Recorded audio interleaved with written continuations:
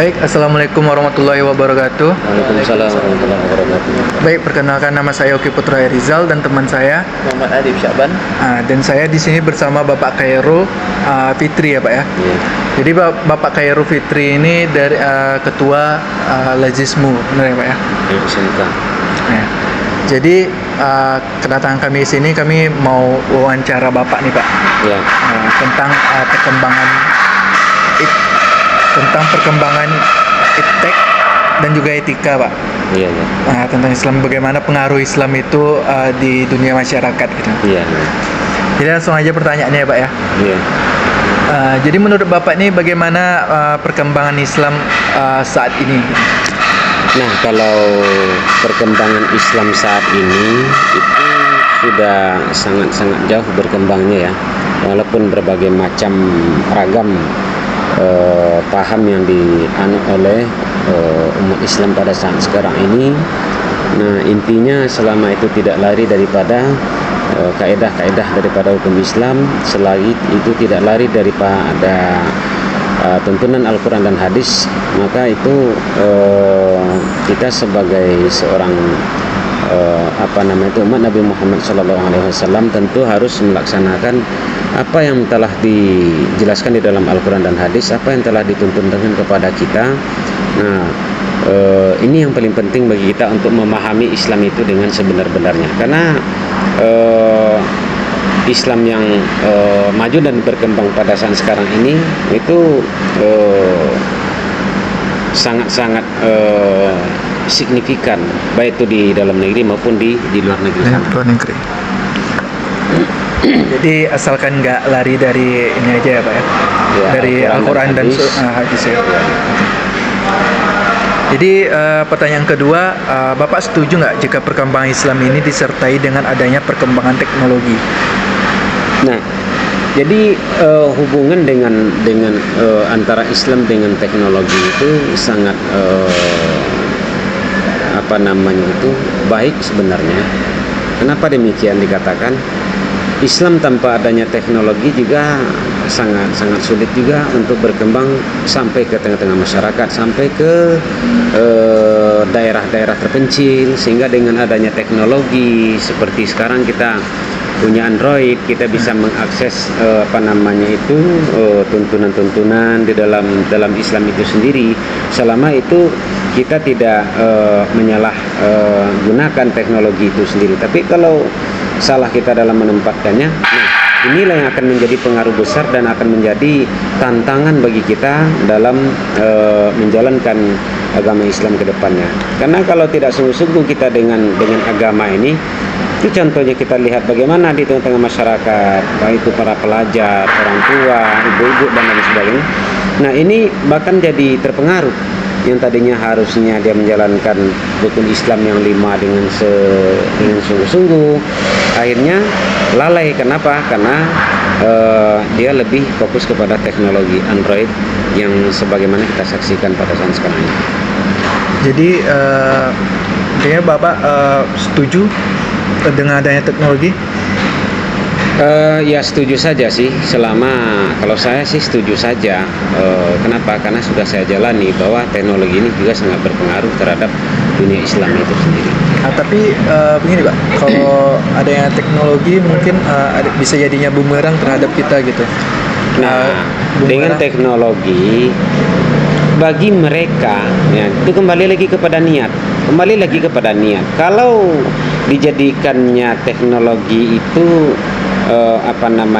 untuk mendalami Islam dengan sebaik-baiknya, dengan sungguh-sungguh, dengan mencari referensi pendapat para ulama. Nah, ini akan bagus. Tapi kalau tidak adanya teknologi, sementara orang-orang agama-agama lain pun sekarang bahkan memecah umat juga memang dengan teknologi itu sendiri. Nah, tentunya kita harus mengikuti aturan mengikuti teknologi ini dengan bijak. Nah, kalau tidak bijak kita menyikapinya, maka inilah yang akan menjadi bumerang bagi kita sebagai seorang muslim dan muslimah, sebagai seorang penganut ajaran agama Islam. Nah, inilah yang terjadi di di lingkungan masyarakat kita.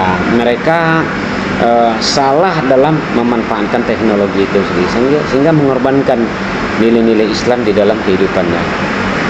Berarti penggunaan teknologi ini bisa berdampak besar juga dengan Islam, tapi kita juga harus menyikapinya dengan bijak dan juga didampingi oleh guru gitu ya Pak? Iya, atau guru dan orang tua. Iya, orang bagi tua pelajar, didampingi, bagi siswa harus didampingi oleh guru dan orang tua. Iya. Lanjut Pak, pertanyaan nomor 3. Bagaimana menurut Bapak Islam mempengaruhi tata nilai dan moral dalam kehidupan sehari-hari masyarakat? Nah, Islam adalah agama yang benar, rahmatan lil alamin. Nah, tentunya sebagai seorang tua, guru, atau sebagai pengayom, ulama, itu sudah melaksanakan tugasnya sebagai orang tua, sebagai seorang ulama, menyampaikan dakwah-dakwah kepada masyarakatnya, sehingga nilai-nilai moral itu harus tetap ditanamkan kepada generasi yang akan datang.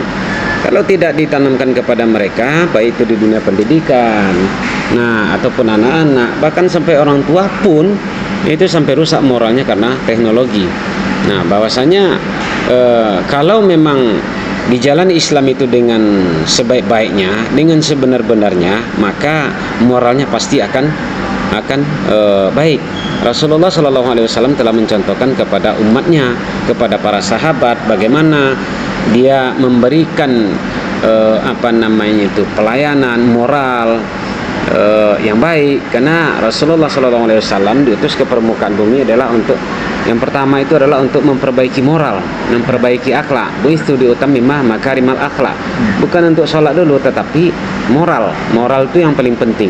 Nah, bagaimana Rasulullah dalam menyebarkan dakwah, menyebarkan Islam, begitu banyak tantangan rintangan yang telah dilecehkan, yang telah dianiaya oleh kafir Quraisy, tetapi apapun yang dilakukannya, Rasulullah SAW dia tidak membalas dengan kejahatan pula, dengan akhlak yang baik, sehingga orang kafir Quraisy itu pun sendiri sangat memuji beliau.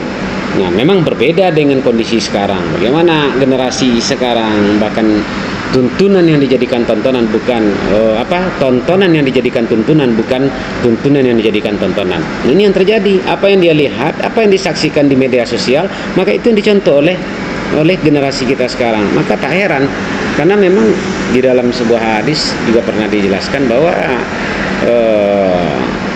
umat Nabi Muhammad SAW adalah umat akhir zaman. Nah, akan kita saksikan begitu banyak kemusyrikan, kezaliman, kemaksiatan di akhir-akhir ini. Maka kita harus tanamkan nilai moral kepada anak dan generasi kita. Kita lanjut ke pertanyaan yang keempat. Menurut Bapak, bagaimana Islam mengatasi isu-isu sosial seperti kemiskinan, ketidakadilan, dan kesenjangan sosial? Nah, Islam sudah mengatur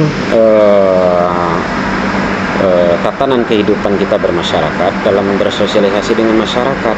Bahwasanya di dalam Islam itu setelah perintah sholat, aqimus sholat, dilanjutkan dengan wa'atuz zakat, dan bayarkan zakat. Apa itu pengertian zakat? Itu adalah untuk membersihkan harta kita.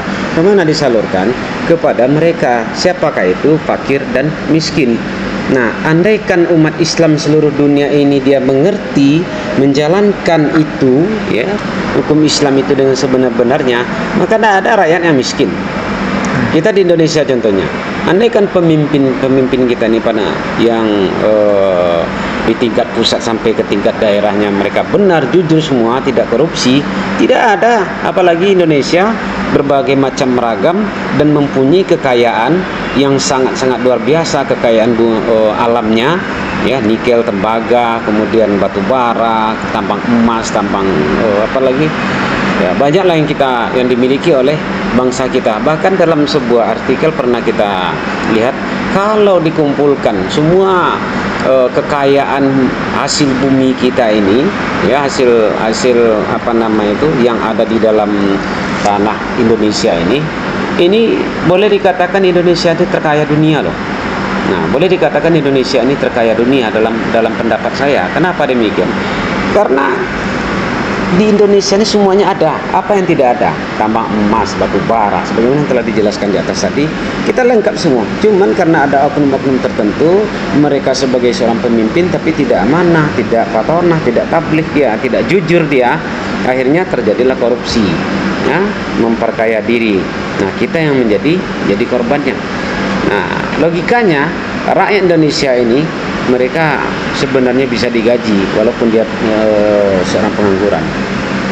Jadi tidak ada yang miskin kalau dijalankan itu semua, bayar zakat, bantu saling membantu, si kaya dengan si miskin. Tidak ada yang miskin kita. Nah, cuman perbedaan status sosial itu telah yang membuat ada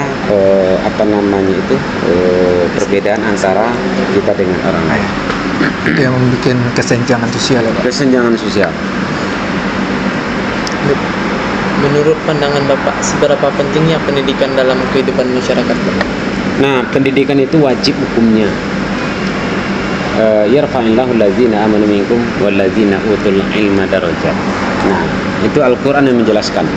Sebagai seorang muslim, yang pertama itu akan diangkat derajatnya oleh Allah adalah orang-orang yang beriman dulu. Setelah dia beriman, nah beriman itu kalau dijelaskan konteksnya sangat luas sekali. Ya, contoh kita termasuk mengaku kita seorang beriman. Kalau kita mengaku beriman, tentu akan takut kepada Allah, akan menjalankan perintah Allah, akan menjalankan semua yang Allah perintahkan dan meninggalkan semua dilarang Allah. Itu termasuk orang beriman. Itu yang pertama. Yang kedua, wallazina utul ilma darajat, dan mereka yang punya ilmu beberapa derajat. Artinya apa? Orang yang berilmu itu setelah dia beriman, dia berilmu, pasti akan diangkat derajat oleh Allah Subhanahu wa taala. Adik-adik semua umpamanya sekolah, kemudian dilanjutkan dengan kuliah, setelah kuliah punya gelar, kemudian punya ilmu pengetahuan, ya tentu diakui nanti dengan ilmu pengetahuan yang dipunya, tentu orang akan memberikan pekerjaan. Si anu ini pintar dia, ini dia bidang ini hebat, dia ini bisa nih ditempatkan bekerja di sini. Tapi kalau kita tidak berilmu, udah beriman tidak, berilmu tidak, mau jadi apa kita? Nah, tentunya Islam sudah mengatur semua sendi-sendi kehidupan di dalam bermasyarakat. Kalau kita jalani itu semua, maka insya Allah sukseslah. Sudah diatur semua oleh Rasulullah SAW. Bahagia dunia dan bahagia di akhirat.